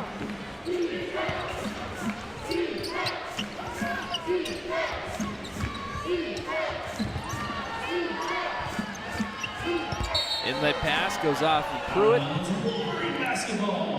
Dubovitsky a little too hard. It'll be interesting to see when exactly Coach Pope brings in guys like Zach Nelson or McKay Johnson, Daniel Nyman, even Richard Harward into this ball game.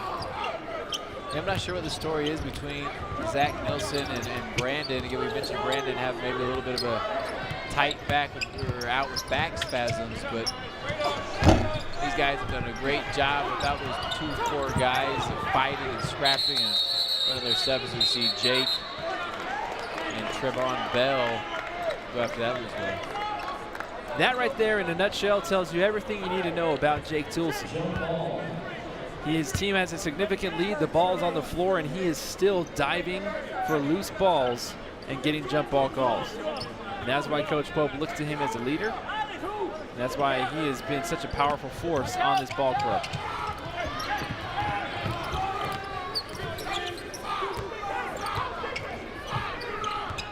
(20 seconds on the shot clock. Ben Nikwasa with the dance. Corey Calvert rims off. Jarrell DeBerry hits the boards awkwardly and rather hard as he's holding the small of his back. And as you mentioned, the characteristic of Jake Toolson, Jarrell DeBerry, just even in that game with UMKC, is they had a large lead, continue to play every possession down that stretch.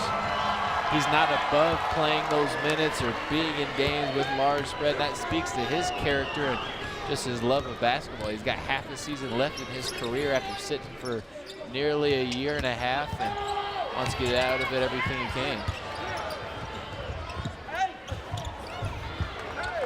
A tip up.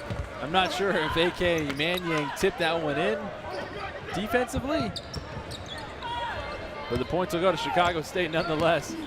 65-41, Utah Valley now with the lead. Less than 8 to play. And Coach Mark Pope is still directing his team. Looks a little bit frustrated with his hands on his hips. Not very happy with what he's seeing from certain players. No basket. Jelani Pruitt tried to come over and knock that one out of Ben Nikwasa's hand. You can see right there, and gets him across the arms. AK just too long and too strong for these guys. The Wolverines are up 65-41, and we'll be right back after this media timeout.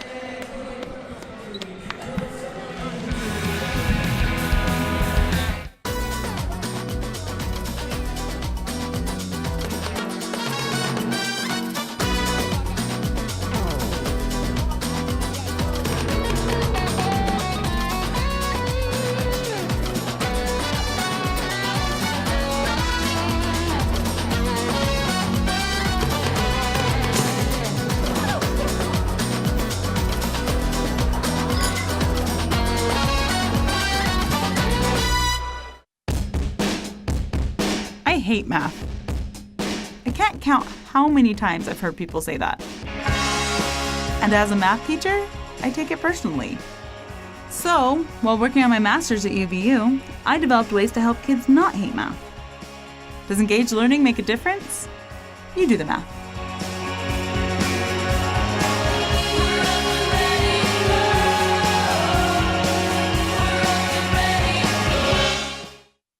You're watching UVU TV.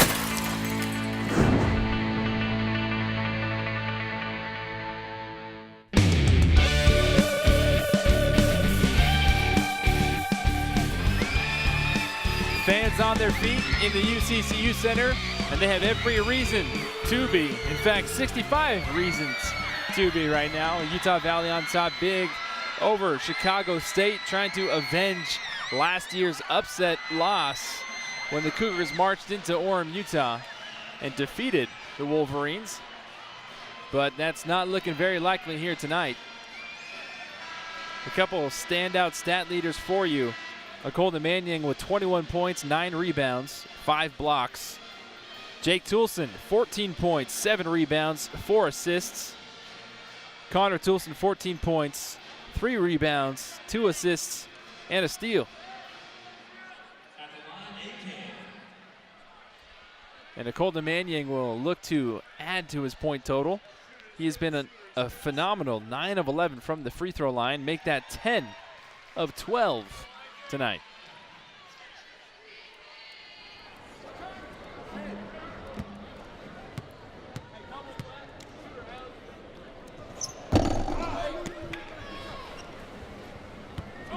Ten of 13.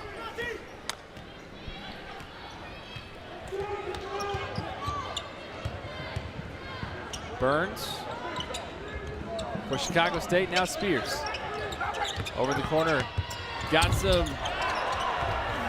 some space. Akolda Manyang rejected it the first attempt. Hats off to Cameron Bowles for not giving up. Burns comes away with the steal, goes right at Corey Calvert.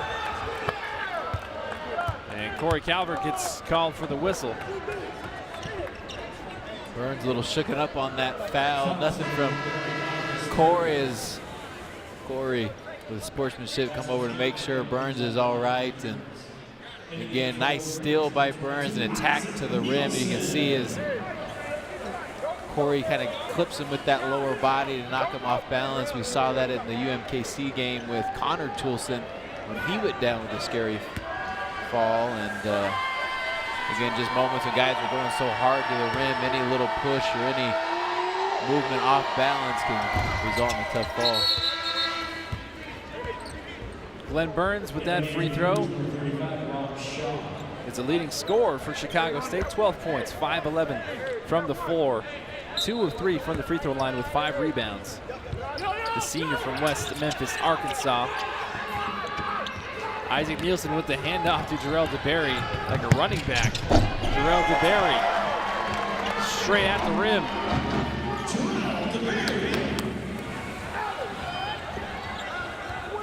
See Zach Nelson check back into the game, and we have the statistics right. We need 6 points out of him going forward. 6 points for that average. Isaac Nielsen skies up for the board. Finds Jarrell DeBerry.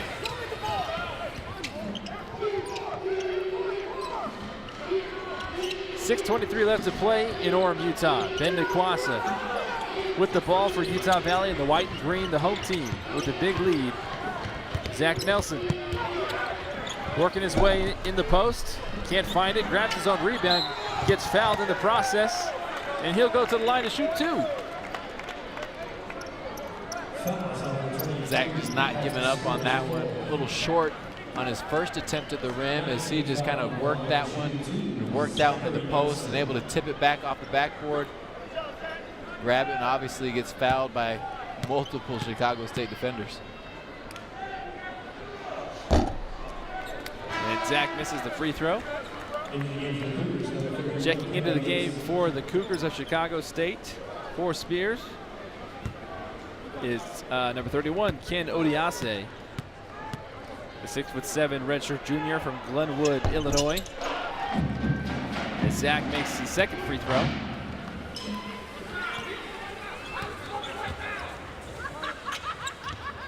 Also checking into the ball game, Alex Dubovitsky for Chicago State. Shaw Dubovitsky. Odiese with the travel.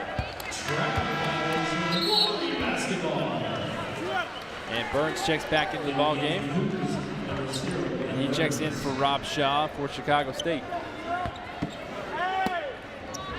Utah Valley overall on the evening, 55% from the floor to Chicago State's 35. It was a lot closer in that first half than those numbers give way, but Utah Valley came out of the second half gate just blazing.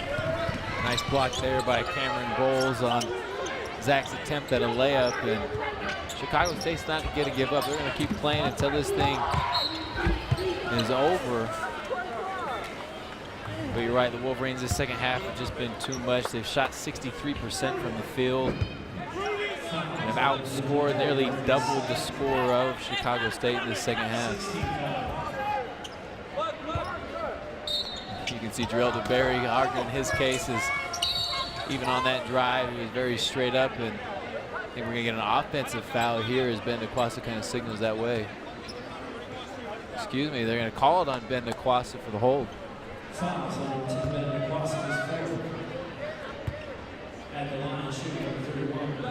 Chicago State, their university is such a story, and I don't know all the background. I just remember them coming in last year with T-shirts that were supporting the university. I think at one point they were debating on closing down the university as they're in a tough place there in Chicago, but Coach Dildy always gets guys that are tough-minded, that come from diverse backgrounds and just love the game of basketball and compete every time they step on the court. This is only a 30-second timeout. Head coach Mark Pope came over and addressed the officials. Look to have a switch of personnel for Utah Valley coming out of this. But fans here at the UCCU Center are enjoying some free churros. It was just made free Culver's to those in attendance. You can have your ticket stub, take it to Culver's within 48 hours and redeem yourself some free ice cream.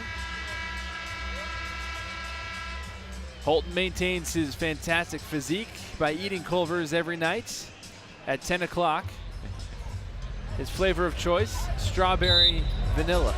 It's a combo. Neapolitan without the chocolate. McKay Johnson now checks into the ball game for Utah Valley. Ben Naquassa pull up trigger for three. 72-46. Utah Valley still on top. Trayvon Bell says, hey Naquassa, I see your triple and I'll raise you mine. Ben Naquassa tonight has done a great job just being a leader and a floor general, taking again Brandon's place. Brandon out with back spasms, and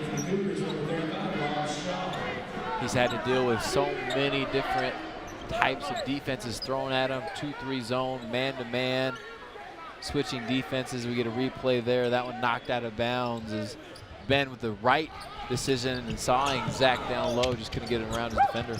Jarrell DeBerry with the baby sky hook in the key.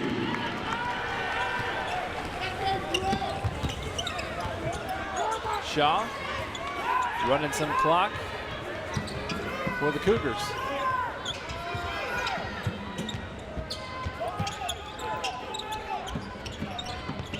Bell now to Burns. Ball's on the floor. Jarrell DeBerry comes away with it, and Isaac Nielsen gives it away. But Burns, as he turned the corner, stepped out of bounds. And that'll give way to immediate timeout. Under 4 to play from Orem, Utah. Burns a little too hot and heavy.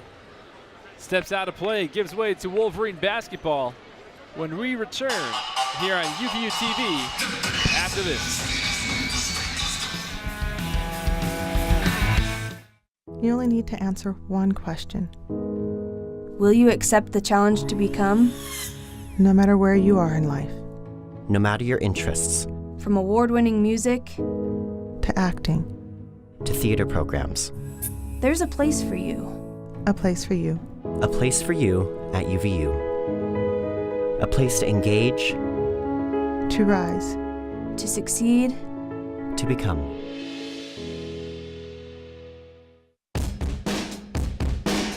People talk about life after college, entering the real world. But this is engaged learning. I'm not just reading about it or watching someone else do it. I'm learning by doing. I'm at UVU. I'm in the real world every day.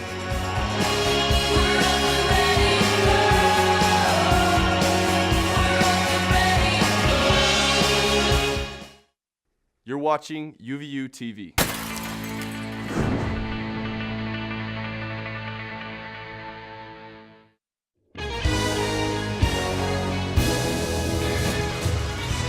The Green Men gang fired up along with the Utah Valley Spirit Squad.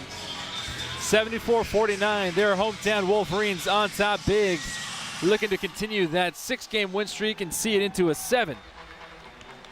Less than 4 to play from Orem, Utah. Tracy Dildy and the Chicago State Cougars gave them all they could within the first 20 minutes. Adjustments were made at halftime by the Wolverines, and ever since then, it's been all Utah Valley. Still, your total points leaders, Akolda Manyang with 22 for Utah Valley. Jake Toolson, Connor Toolson tied at 14 apiece. For Chicago State, Glenn Burns leads the Cougars with 12, and Fred Sims with 10. And I don't know what exactly it is the second half of these Wolverines, but they continue to just put up big numbers scoring-wise. We've mentioned their shooting percentages in the second half. 57% from the three-point line, 62% from all field goals. Cross-court pass, a little too much for Ben Kwasa, but he makes up for it with his athleticism. Kate Johnson battling for it on the floor. And Burns, he's a fighter. He is the definition of never giving up. He is all over the floor. He is a captain. And he is banging his body all around, just trying to get possession back for his teammates. Yeah, Burns has been out there now 32 of the 30, nearly 37 minutes that we've played, and he leads all teams in minutes played, and probably the 4th or 5th time that we've seen him on the ground fighting and scrapping for loose balls, and plays every possession.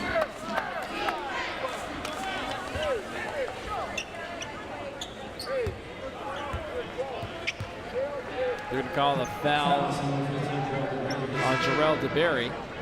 That'll send Cameron Bowles to the line. Isaac Nielsen checks out. Daniel Nyman checks back in.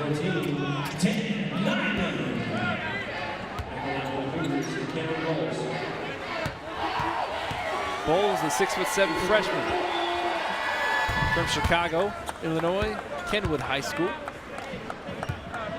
Makes the first free throw tonight with 4 points in 15 minutes and 3 rebounds.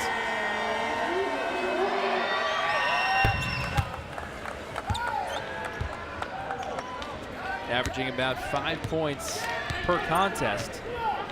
So he's on pace for that average.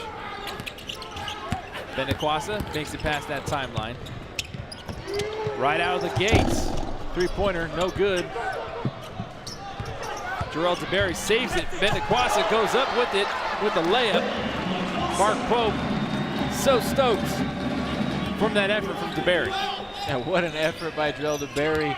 Again, you're up nearly 30 points, or you are up 35 points as Fred Sims gets that one to go, but to sacrifice yourself, and we already seen him go against the scoreboard earlier on in this game. And Jarrell DeBerry, again, we mentioned this is his only half of basketball left in his season, or his career. Jarrell DeBerry very unselfish with the rock. Trying to give that one to Zach Nelson down low. That one tipped out of play. Johnson with the inbound to Nelson. Finds Nyman. Now Ben Kwasa with 10 on the clock. Terrell DeBerry in the corner. Rims off, Zach Nelson there for the putback.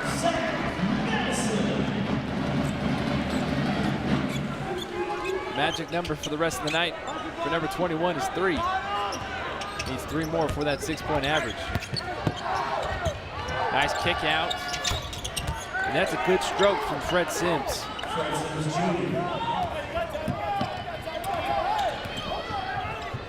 That one poked away from behind by Shaw.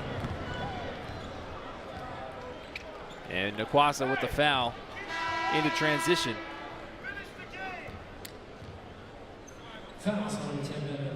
And that'll be his 5th personal foul. So that'll be the end of the evening for Ben Nakwasa.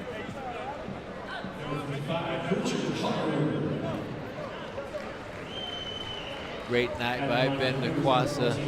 As we mentioned before, leading this Wolverine team tonight in the point guard position.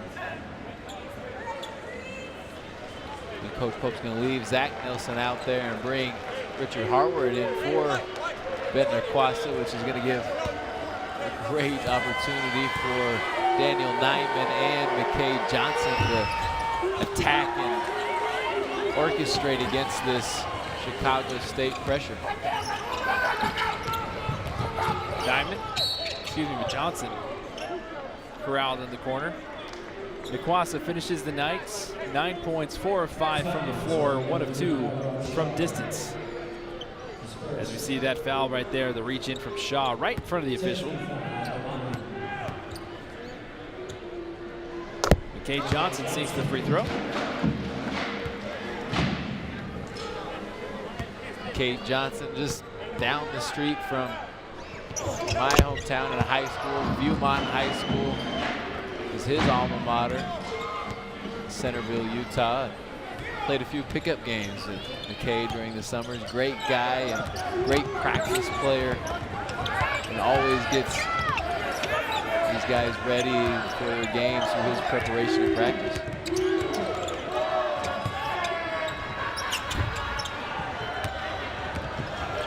Long rebound falls into the hands of Daniel Nyman.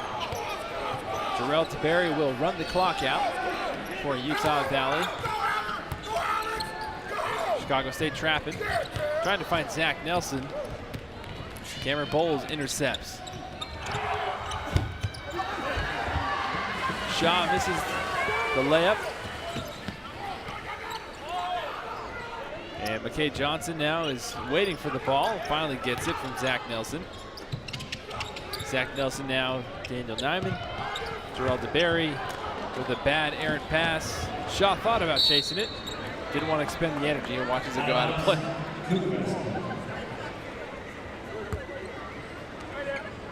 As you mentioned, giving Daniel Nyman and McKay Johnson an opportunity to kind of experience what the first 5 or 7 go through on a nightly basis, and Chicago State not giving up, wanting to take advantage of every opportunity they can.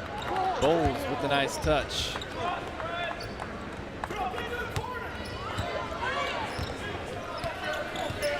About 10 seconds difference between the shot clock and the game clock.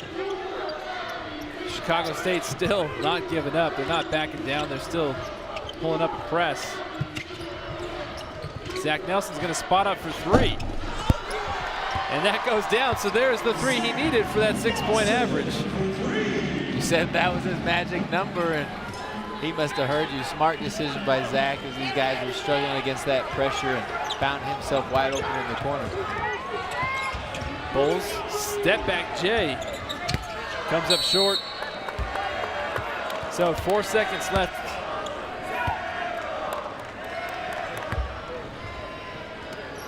And Utah Valley will let the clock run out. And that'll be your final score from Orem, Utah at the UCCU Center. Utah Valley wins up big, 83-58. Some big-time numbers from Akolda Manyang, the cousins Toolson and company. Kenneth Dogby finishes with 7 points. First time he hasn't finished in double figures in quite some time. But Utah Valley will finish shooting 56% from the floor. We're going to take a quick break. We'll be right back and finish this one up. 83-58 in Orem, Utah.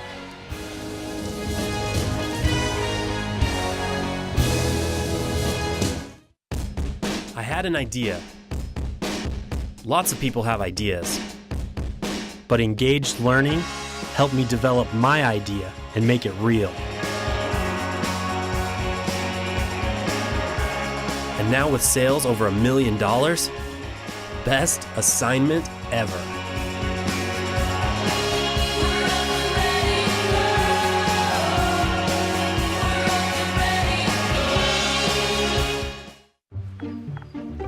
Oh, hey, you got one of those insurance apps too? You know how this thing works? No, sorry. Not an app, it's my agent. In this moment, No, I'm fine, thanks. it's good to know you have a trusted, independent auto owner's insurance agent who's there when you need them. Great. Man, I gotta get one of those. Auto Owners Insurance, the no problem people. Neil Dastrup Insurance, your local independent auto owners insurance agency, supports UVU athletics. You're watching UVU TV.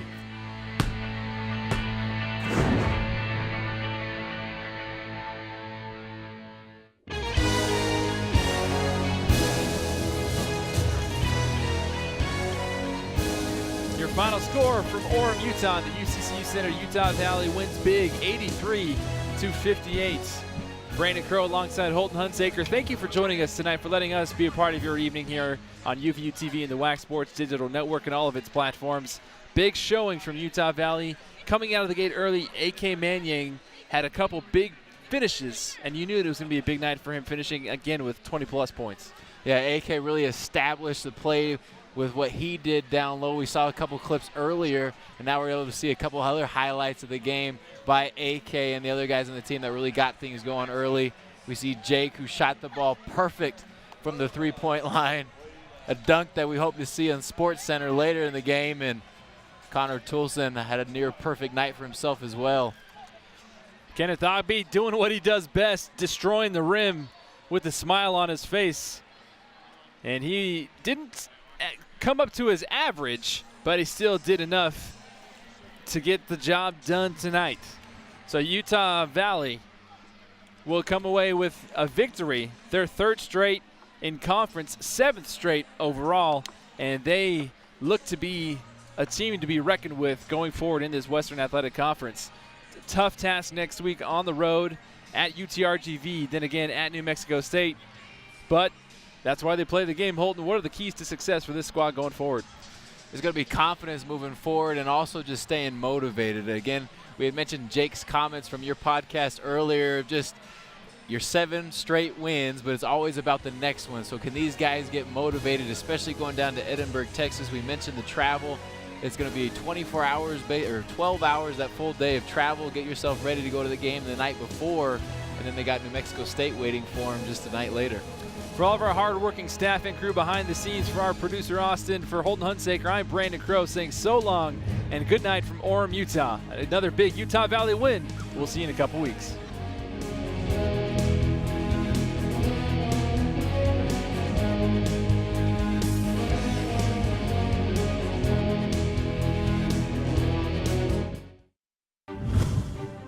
This copyrighted telecast of the Western Athletic Conference may not be retransmitted, reproduced, or rebroadcast without the express written consent of the WAC Digital Network.